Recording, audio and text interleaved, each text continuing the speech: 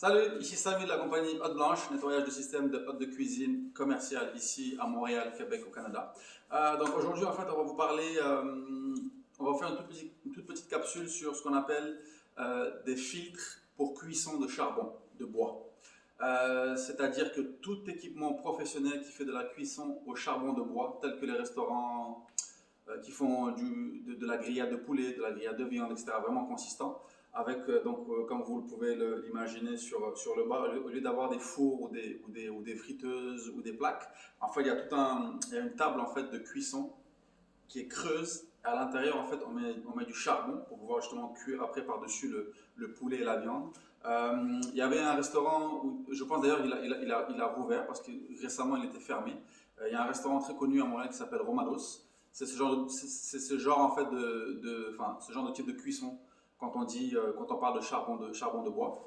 Il faut savoir que selon les normes NFPA 96 toujours, ce type de cuisson, c'est ce qu'on appelle des cuissons à l'état solide. Solide parce que le charbon en fait c'est solide et donc c'est ce genre de cuisson là en fait qui est référé au niveau des normes. Et il faut savoir pour vous propriétaires de ce genre de restaurant, vos systèmes en fait qui supportent ce genre de cuisson là, il faut savoir qu'il faut les nettoyer et en tout cas il faut les entretenir tous les mois. C'est-à-dire un nettoyage du système de hôte de cuisine tous les mois et surtout un changement de filtre de cuisson de charbon de bois en fait tous les mois. Je vais vous montrer.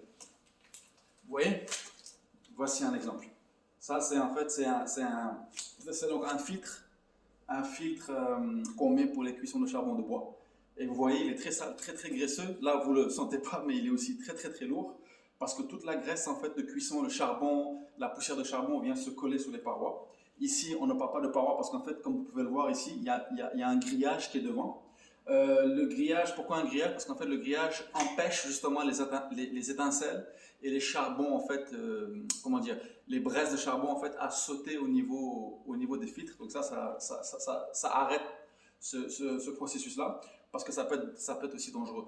Si le système ou tout l'ensemble comment dire, de filtres reçoit ce genre d'étincelles ou ce genre de braises dans les filtres, ça peut provoquer un feu, parce que la graisse, comme on dit, c'est inflammable. Tout ce qui est graisse de cuisson de cuisine est très inflammable, et donc ça, c'est à prendre au sérieux, très au sérieux, parce que ça, il faut le changer tous les mois. C'est vraiment important.